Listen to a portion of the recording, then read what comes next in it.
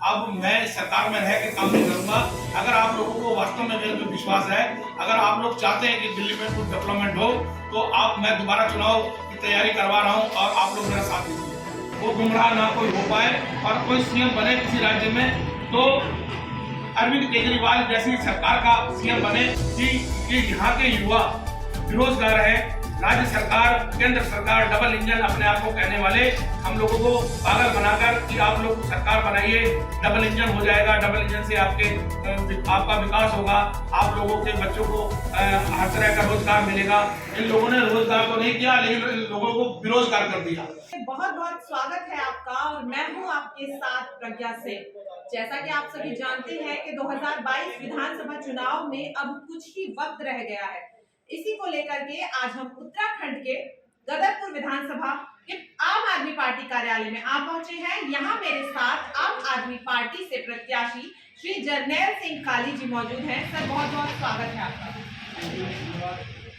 Sir, सबसे पहले मैं आपसे जानना चाहूंगी, मेरे पास ये आपके दो पैम्फलेट हैं आम आदमी पार्टी की ओर से जो गारंटियां दी गई हैं कि अगर आम आदमी पार्टी की सरकार उत्तराखंड में बनती है तो सबसे पहले इन गारंटियों पर सर काम किया जाएगा, जिसमें पहली गारंटी है 300 यूनिट मुफ्त बिजली दी जाएगी उत्तराखंड के हर घर में, और सर दूसरी गारंटी है सर रोजगार की, तीसरी गारंटी है सर इसमें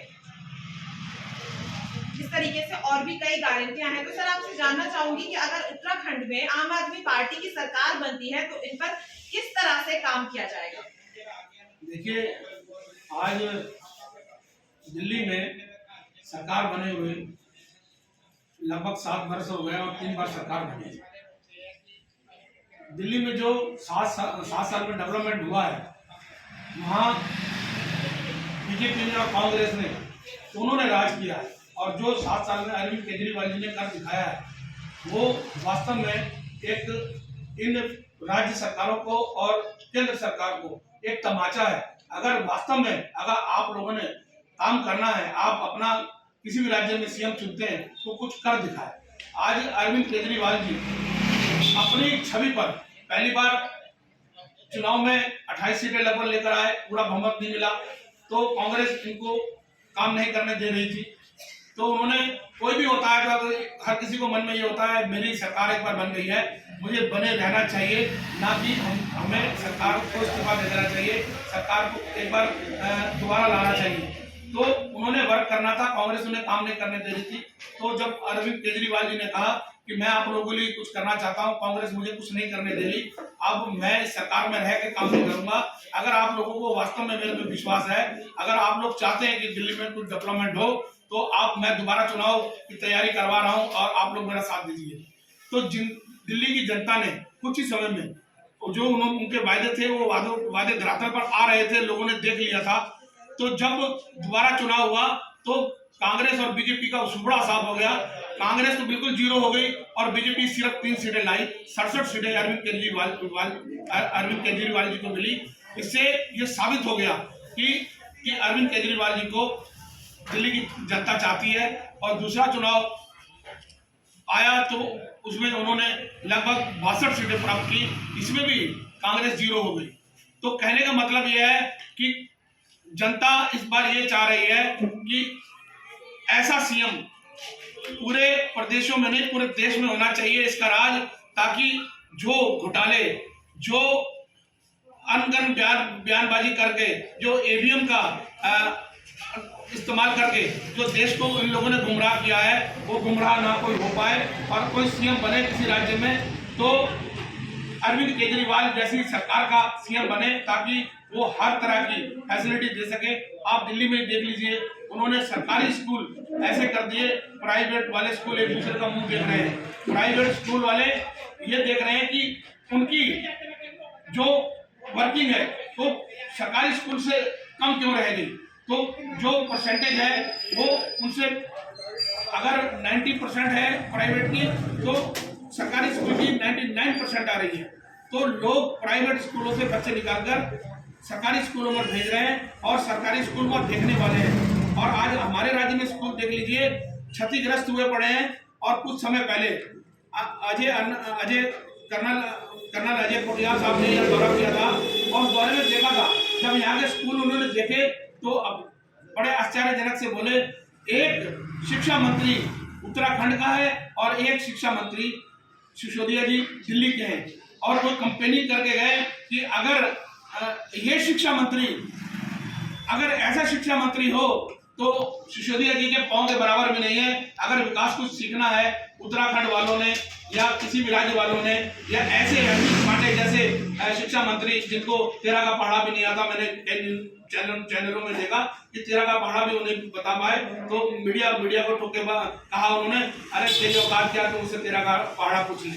तो ऐसे शिक्षा मंत्री अगर होंगे तो क्षेत्र का, देश का विकास हो नहीं पाएगा। आप इस क्षेत्र में आए और आप इस क्षेत्र की सड़कें देखिए और इस क्षेत्र के स्कूल देखिए।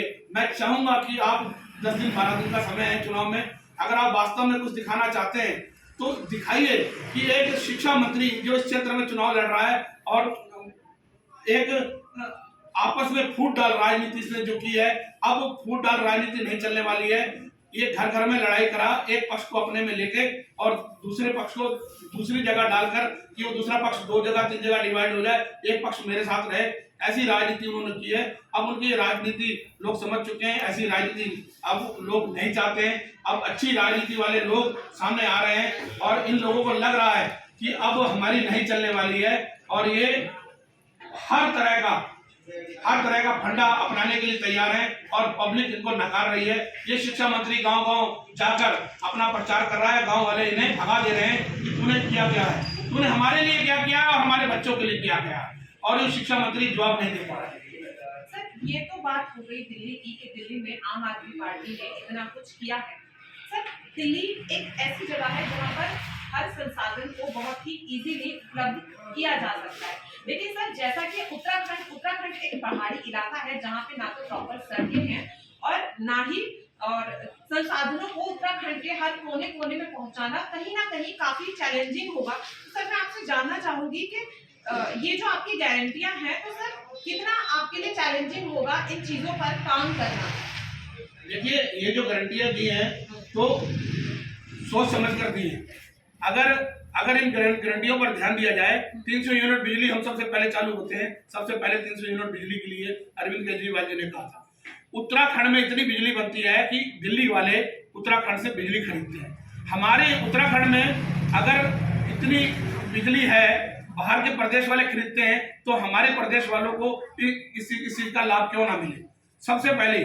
और दूसरी गारंटी उन्होंने रोजगार के लिए कही कि ये यहाँ के युवा बेरोजगार हैं। राज्य सरकार, केंद्र सरकार डबल इंजन अपने आप को कहने वाले हम लोगों को पागल बनाकर कि आप लोग सरकार बनाइए, डबल इंजन हो जाएगा, डबल इंजन से आपका विकास होगा, आप लोगों के बच्चों को हर तरह का रोजगार मिलेगा। इन लोगों ने रोजगार तो नहीं किया, लेकिन इन लोगों को बेरोजगार कर दिया। इसी को लेकर मेरा आपसे अगला सवाल होगा। तो जैसा कि आपने कहा कि यहाँ पर काफी दिक्कतें हैं, अभी हमने यहाँ जब हम आ रहे थे तो हमने देखा कि सड़क की काफी ज्यादा हालत खराब है। वहीं लोगों का ये भी कहना है कि जो यहाँ पर अस्पताल है उनकी भी हालत काफी ज्यादा खराब है। और मौजूदा विधायक की अगर बात करें तो वो भारतीय जनता पार्टी से ही है, अरविंद पांडे जी, और पार्टी ने उन्हें फिर से टिकट दिया है। तो जनता कुछ लोगों का कहना है कि काफी अच्छा काम किया है, लेकिन कुछ लोगों के बीच कहीं ना कहीं नाराजगी है मौजूदा विधायक को लेकर भी। तो सर जैसा कि गदरपुर विधानसभा से आपको टिकट मिला है, तो सर मैं आपसे जानना चाहूंगी, ये तो हमने अभी बात की पूरे उत्तराखंड की, लेकिन गदरपुर विधानसभा से आपको टिकट मिला है, तो मैं आपसे जानना चाहूंगी कि अगर जनता का समर्थन आपको मिलता है, 14 तारीख को जो वोटिंग्स होगी उसके बाद अगर आपको जीत मिलती है, तो सर आप गदरपुर में ऐसा सबसे पहली कौन सा कार्य है जिस पर आप फोकस करेंगे, या ऐसी कौन सी समस्या है जनता की जिस पर आपका फोकस होगा सबसे पहली समस्या? देखिए, इस क्षेत्र में एक समस्या नहीं, अनेक समस्या है। सबसे पहले तो आज हम लोग अगर उत्तरपुर भी जाना है, यहाँ से 16-17 किलोमीटर है, लेकिन अच्छी रोड होने के कारण हम लोग 15 मिनट में पहुंच जाते हैं। लेकिन जो 1 किलोमीटर गदरपुर का शहर है पास करना हो तो 1 घंटा लगभग लगता है। सबसे पहले तो हम लोग इस जो जाम है उससे निजात दिलाएंगे। जो बाईपास का पैसा इनके घोटालों के चक्कर में रुका हुआ है, सबसे पहले हम लोग बाईपास का काम करवाएंगे ताकि गदरपुर की जनता को, इस क्षेत्र की जनता को यहाँ न्याय मिल सके, ताकि इन व्यापारियों का न्याय मिल सके। जब जाम रहेगा तो लोग जो व्यापारी हैं उनकी आगे कोई गाड़ी नहीं खड़ी होती, व्यापारी यही देखता रहता है कि ये गाड़ी आई है, ये रुकेगी, ये रुकेगी, ये रुकेगी। तब पता लगता है जाम लगा है और चालान काटने वाले साथ साथ खड़े होते हैं, किसी गाड़ी खड़ी होती है, चालान कट जाता है। जो आदमी 500 रुपये का सामान लेने आया है या 200 का 400 का लेने आया है और 500 रुपये का टिपन्ना काट के उस चालान को उसके हाथ में दे देते हैं, वो सामान ले या चालान भरे। सबसे पहले हम लोग जाम से निजात दिलाएंगे, उसके बाद जो इस क्षेत्र के जो काम होने वाले हैं, चाहे वो इस शिक्षा मंत्री रहा है, मैं सबसे पहला ब्लेम उसी पे लगाऊंगा कि यहाँ के स्कूल जाके आप लोग देख लीजिए, जर्जर हालात में है। हमारी सरकार आते ही हम लोग इन जो बच्चे आज जर्जर स्कूलों पे जाके पढ़ रहे हैं और उनके बैठने की व्यवस्था तक नहीं है। जहाँ मैं जाके देख रहा हूँ, जो टीचर्स पढ़ाने आते हैं और टीचर्स के भी बैठने की जगह नहीं है। एक मैं स्कूल में गया, अगर आप लोग चाहें तो मैं अभी भी आपके साथ जाने के लिए तैयार हूँ। यहाँ से 20 से 25 मिनट का रास्ता है। वहाँ कर्नल कोटियाल साहब भी खुद देख कर आए हैं। उस स्कूल में टीचर्स के लिए भी एक टॉयलेट नहीं था। उन्होंने अपने जेब से 4 टीचर्स थे, उन्होंने 2-3 हज़ार इकट्ठा करके 4 दीवारी कर ऊपर टीन की शेड डालकर अपने लिए एक छोटा सा टॉयलेट बनवाया, ताकि लेडी टीचर्स थी कि उनको कोई दिक्कत ना हो। तो ऐसे शिक्षा मंत्री को हमने क्या करना है? ऐसा शिक्षा मंत्री हमारे क्षेत्र में तो एक दाग है कि जो व्यक्ति शिक्षा मंत्री होते हुए जो शिक्षा प्रदान नहीं कर सकता, जो बच्चों की रेख देख नहीं कर सकता। अब और भी ब्लेम लगाना चाहूँगा। इन लोगों ने पहले फीस जनता को लुभाने के लिए फीस घटाने की बात कही। जब फीस घटाने की बात कही तो इन लोगों ने, स्कूल वालों ने जब ब्लेम उठाए कि आप लोग ऐसा ना कीजिए, हम लोग पहले पूरे सूर्य चल रहे हैं, हम लोग इतना नहीं कर सकते, आप आधी विधि फीस कर रहे हैं। ये इनकी प्लानिंग थी। इन्होंने स्कूल वालों से अच्छे खासे पैसे लिए, करोड़ों के हिसाब से पैसे लिए। जब करोड़ों रुपए डिकार लिए तब इन लोगों ने फीस फिर बढ़ा दी। तो ऐसा शिक्षा मंत्री जिस सरकार ने बनाया है, उस सरकार को भी सोचना चाहिए था। जो काम नहीं कर रहा है उसको उन्होंने दोबारा टिकट दिया है, तो नतीजा तो आने वाला है। 14 तारीख को तो मतदान होगा और 10 मार्च को इसका खुलासा होगा। पता लग जाएगा कि ऐसा शिक्षा मंत्री होना चाहिए कि नहीं होना चाहिए। इस शिक्षा मंत्री में और भी कई ब्लेम है। इस क्षेत्र में कोई काम ऐसा नहीं हुआ है कि कहा जाए। आप जिस जगह बैठे हैं इसी रोड को देख लीजिए, अड़ोस पड़ोस की रोडों को देख लीजिए। आप अगर आए हैं तो वास्तव में इंक्वायरी करके जाइएगा, देख के जाइएगा कि इस क्षेत्र में अगर क्षेत्र का जो कैंडिडेट है और वो शिक्षा मंत्री रहा है, कैबिनेट मंत्री था, तो उन्होंने क्या काम किया है? क्या ऐसे व्यक्ति को ऐसे कैंडिडेट को शिक्षा मंत्री, कैबिनेट मंत्री बनाना चाहिए था? ये बीजेपी ने जो किया, सांठ गांठ के जरिए किया, तुम भी कमाओ हमें भी खिलाओ। ऐसा शिक्षा मंत्री इसने खुद भी कमाए और खुद भी खाए और ऊपर भी इन्होंने अपने जो इनके ऊपर अधिकारी हैं, जो इनके राजनेता हैं, उनको भी दिए। तो मैं तो एक ब्लेम नहीं 100 ब्लेम लगाना चाहूँगा, हर चीज़ पे ब्लेम लगाना चाहूँगा। गदरपुर में इन लोगों ने शहर तोड़वा दिया। बाईपास अगर बना होता तो गदरपुर का शहर नहीं टूटता। एक 3-3 इंच के लिए शहर टूटा है। इन व्यापारियों से जाके पूछिए कि जब शहर टूट रहा था, प्रशासन खड़ा था, तो 3 इंच के लिए जब शहर टूटा, 3 इंच कोई चीज़ नहीं होती, तो उन व्यापारियों के दिल पे क्या बीती होगी। अगर कोई भी अगर शटर टूट जाए, आदमी को 2 दिन 4 दिन लगते, इन्होंने लेंटर तक कटवा दिए थे। तो इन 3 बार इन्होंने शहर तोड़वाया है। तो आज शहर के भी व्यापारी सड़कों पर है कि ऐसा शिक्षा मंत्री कहीं भी नहीं होना चाहिए जिसने खाली ओछी राजनीति की हो और परिवार में लड़ाई झगड़ा करके राजनीति की हो। ऐसा शिक्षा मंत्री बिल्कुल यहाँ से क्या कहीं भी आज तक। वैसे एक कहावत है, जहां शिक्षा मंत्री चुनाव लड़ा है, शिक्षा मंत्री कभी जीता नहीं। और यही करतूतें हैं उनकी, जो आके घमंड अपना दिखा के एटीट्यूड लाकर और जो जनता को गुमराह करने का काम इन्होंने किया है, इसीलिए शिक्षा मंत्री नहीं जीता है।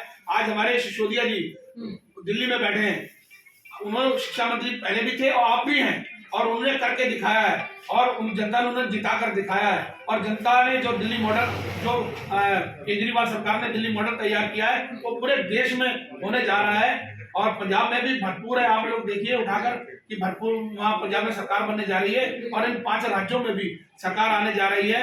लोग जरूर कहते हैं इस चीज के लिए कि यहाँ कोई वर्चस्व नहीं है, 2 सीटें 4 सीटें 21 सीटें रह जाएंगी, ऐसे दिल्ली के लिए भी कहते थे। बीजेपी कांग्रेस का सुपड़ा साफ हो गया था और इन 5 राज्यों में भी इन दोनों पार्टी को सुपड़ा साफ होने जा रहा है। सर, ऐसी अफवाहें सामने आ रही हैं कि आप पर भी कई तरह के इल्जाम या एलिगेशंस लगे हुए हैं। क्या लगता है कि आने वाले चुनाव में इस तरह की अफवाहें जो उड़ कर ही सही लेकिन अब धीरे धीरे सामने आ रही है, सर कितना आपको नुकसान पहुंचा सकती है आने वाले चुनाव में? देखिए, ये सवाल बहुत अच्छा किया आपने। मेरे को भी मेरे जो खास लोग हैं उन्होंने भी कहा, शाली जी ये एलिगेशन आप पर कुछ लोगों ने कहे हैं, आपने तो नाम नहीं लिया, मैं खुद नाम लेके कह रहा हूँ कि जो शिक्षा मंत्री हैं अरविंद पांडे हैं, कहीं ना कहीं उनसे आपकी सांठगांठ है। अगर उनसे कोई सांठगांठ होती तो क्या मैं कांग्रेस के बराबर वोट ला पाता? अगर मेरी कोई सांठगांठ होती, लोग कहते कुछ पैसे लिए हैं, तो पैसे लेके मैं घर बैठता, मैं चुनाव पर क्यों लगाता? मैंने चुनाव पर भरपूर पैसे लगाए जितने मैं लगा सकता था। मैंने कई प्रॉपर्टियां बेची, उनकी रिश्तियां हैं मेरे पास। जो एलिगेशन लोगों ने लगाए हैं उन चीजों का मैं जवाब देना चाहता हूं। मेरे सामने डिबेट करें, सामने खुलकर आए। अगर किसी ने कोई बात कह दी है उसको हवा में ना लाएं, धरातल पे सामने होना चाहिए। मैं चैलेंज करता हूं और मैं चाहता हूं जिसका नाम ले रहे हैं, अगर वो कहते हैं कि अरविंद पांडे से मेरी कोई सेटिंग थी, तो अरविंद पांडे को भी मैं चैलेंज करके कहता हूं मेरे सामने आए, डिबेट करें। अगर मैं भी अपने परिवार बच्चों के साथ बैठता हूं, अपने बच्चे ले आए, कह दे, जो जनता मुझे कहेगी मैं उस चीज को स्वीकार करूंगा। और अगर एक भी एलिगेशन सही निकले तो जनता की जूती और मेरा सर होगा, और अगर ये एलिगेशन झूठा है तो इस बार अरविंद पांडे को जवाब देने के लिए जनता तैयार बैठी है। लेकिन कहीं ना कहीं ऐसा लग रहा है कि हम आपसे जब भी कोई सवाल कर रहे हैं उसमें कहीं ना कहीं आप घूम फिर कर शिक्षा मंत्री के ऊपर ही आ रहे हैं। तो कहीं ना कहीं ऐसा लग रहा है कि जो अफवाहें उड़ सामने आ रही हैं उसमें थोड़ी बहुत ही सही लेकिन सच्चाई है, क्या ऐसा कहा जा सकता है सर? बिल्कुल नहीं है। देखिए, एलिगेशन आप बार बार कह रहे हैं कि मैं उसी का नाम ले रहा हूं, तो जब मेरे सामने जो कैंडिडेट है मैं उसी का नाम लूंगा। जो काम एलिगेशन उन्होंने लगाया या किसी से लगवाया है, अगर तो जवाब तो मुझे ही देना पड़ेगा ना, जवाब मैं दे रहा हूँ। आप इस बात को कह रहे हैं कि बार बार उनका नाम लिया जा रहा है। जो कैंडिडेट मेरे सामने लड़ रहा है, जिसने विकास नहीं किया, जो धरातल में है ही नहीं, तो मैं आपके बारे में या और किसी के बारे में तो नहीं कहूंगा। जो मेरे सामने चुनाव लड़ रहा है वो आके कहे, बताए। एक उन्होंने यहाँ डिग्री कॉलेज का उद्घाटन कह रहे हैं हमने किया, एक इंटर कॉलेज में एक कमरे में फीता काट दिया, नारियल फोड़ दिया, कहने लगा कि पैसा स्वीकृत हो जाएगा, और हो गया है। और फीता काटने से क्या डिग्री कॉलेज बन गया। तो सर यानी कि ऐसा कहा जा सकता है कि आने वाले चुनाव में आपके और अरविंद पांडे के बीच ही ज्यादा टक्कर देखी जाएगी। सर कांग्रेस से प्रेमानंद महाजन जी भी हैं, क्या लगता है क्या उनसे आपको कोई खतरा नहीं है? देखिए, 2 बार प्रेमानंद महाजन जी रहे, तो उन्होंने जो किया जनता को पता है। 10 साल उसके बाद वो जनता में नहीं रहे। अब 2 बार जब अरविंद पांडे आ गए तो उनको भी जनता ने देख लिया। तीसरी बात, जब 2 बार अरविंद महाजन जी लड़े तो उनको ये पता लग गया कि जनता मुझे नकार देगी। उन्होंने रुद्रपुर से चुनाव लड़ा। रुद्रपुर से जब चुनाव लड़ा तो रुद्रपुर में 40,000 से ज्यादा उनके समाज के लोग थे, तो उनको 17 से 18,000 लोगों का समर्थन मिला। अगर वो रुद्रपुर से किसी उसमें गए थे कि गदरपुर मुझे लोग वोट नहीं देने जा रहे, मैं रुद्रपुर से लड़ लेता हूँ, रुद्रपुर वाली जनता ने भी उनके समाज ने नकार दिया था। ये तो आप गदरपुर में उसे आधे वोट हैं, और ये हमेशा बीजेपी में बंगाली समाज का वोट जुड़ा रहता है। इनके आने से बीजेपी के वोट कम हुए। ये लोग जो अरविंद पांडे हैं, ये 40,000 पे सीमित थे, 41,000 पे, और हम 2 पंजाबी समाज के लोग 55,000 पे सीमित थे। पहले हम पंजाबी 2 लोग लड़कर 55,000 में बिखर जाते थे, और हम दोनों प्रजा का सामना करना पड़ता था हम लोगों को। अब इस बार कहते हैं ईश्वर की लाठी में आवाज नहीं होती, तो आज अब 40-41,000 में ये 2 लोग बटेंगे, और हमारा जो समाज जो हमारे साथ पूरे क्षेत्र के हर समाज के लोग जो खड़े थे, आज भी खड़े हैं, वो 55,000 पे हम लोग थे, और ये 40,000 में अब 2 बटेंगे, और हमारे 55,000 एक जगह है। और भी समाज जो इस बार वोटिंग बढ़ी है लोगों की, उन लोगों को भी जन संपर्क में मैं हूँ, और उनका समर्थन मुझे मिलेगा। क्या लगता है सर आने वाले चुनाव में कितना समर्थन मिलेगा आपको जनता से? देखिए, भरपूर समर्थन मिलेगा। अब दोनों महाजन जी 2 बार रहे, उनको लोगों ने देख लिया। अरविंद पांडे को भी लोगों ने देख लिया, शिक्षा मंत्री होते हुए भी उन्होंने कोई कार्य नहीं किया कि मैं उनकी सराहना करूं या जनता उनकी कोई सराहना करे। कोई काम ऐसा उन्होंने नहीं किया जिसका जनता से उनको लाभ मिल सके। और खाली एलिगेशन, जैसे एलिगेशन आपने मुझे कहा, ये एलिगेशन लगा देना। अरे अगर आप कोई इनका कहने का मतलब यही था, काली को अगर हराना या कमजोर करना है तो कोई एलिगेशन ऐसा लगा दीजिए, नहीं तो ये बीएसपी से लड़कर कांग्रेस के बराबर कर वोट ला सकता है, तो आने वाले समय में चाहे वो इंडिपेंडेंट खड़ा हो चाहे किसी पार्टी से खड़ा हो वो जीत सकता है। इसलिए इन लोगों ने राजनीति के चलते एलिगेशन लगाया था और वो जो अब सामने आ चुका है और लोग वास्तव में ये देख रहे हैं कि एलिगेशन झूठा था और झूठा है। और मैं तो डिबेट में बुला रहा हूं, मैं आप लोग सर्वे कीजिए, आज कल परसों 10 दिन का अभी समय है, जब भी बुलाइए मैं डिबेट पे आने के लिए तैयार हूं। अगर वो है सच्चे जिन्होंने एलिगेशन लगाया है, जिन्होंने, मैं किसी का नाम नहीं लगाता, जिन्होंने एलिगेशन कहा है लगाया है, तो मेरे सामने आए और बैठे और मेरी बातों का जवाब दे, मैं उनकी बातों का जवाब देने के लिए तैयार हूं। सर क्या लगता है आने वाले चुनाव में आम आदमी पार्टी कितनी सीटों पर अपनी जीत हासिल कर पाएगी? देखिए, मैं फिर एक बात कहूंगा कि लोग कहते थे कि दिल्ली में 2-4 सीटों से ज्यादा नहीं है और वहां इन लोगों की जमानतें जब्त हो गई थी। यहाँ भी ऐसा ही कुछ होने जा रहा है और सब लोगों ने मन बना लिया है कि इस बार अगर वोट देंगे तो अरविंद केजरीवाल जी के नाम पे देंगे। जो कैंडिडेट है वो अपने तो दम पे लेगा ही लेगा, जो थोड़ी बहुत किसी कमी रह गई तो अरविंद केजरीवाल जी की झाड़ू से पूरी हो जाएगी और यहाँ पूरे बहुमत से सरकार बनने जा रही है। अगर ये बीजेपी और कांग्रेस के लोग कहें कि कहीं ये आप पार्टी कहीं पिक्चर में नहीं है या कहीं दिखते नहीं है, ये उनकी भूल है। ये जब समय आएगा और 14 तारीख को वोटिंग होगी और 10 मार्च को जब नतीजे आएंगे तो उनको दूध का दूध पानी का पानी हो जाएगा। सर बहुत धन्यवाद। तो ये थे हमारे साथ आम आदमी पार्टी से गदरपुर विधानसभा से प्रत्याशी श्री जनरल कर्नल सिंह, जिनसे हमने खास बातचीत की और उन्होंने इस दौरान हमसे बताया कि क्या कुछ उनकी रणनीतियां हैं जिन पर काम कर वो आने वाले चुनाव में जीत हासिल करेंगे। हालांकि आने वाले चुनाव में 14 तारीख को जब विधानसभा चुनाव के लिए वोटिंग होगी, जनता अपना मतदान देगी, तो ये साफ हो ही जाएगा कि किसके चुनावी दावे वादे फेल होंगे और कौन सी सरकार, कौन सी पार्टी सभी पार्टियों को पछाड़ते हुए आने वाले चुनाव में जीत हासिल कर उत्तराखंड की सत्ता पर अपना राज कर पाएगी। फिलहाल के लिए इतना ही, धन्यवाद।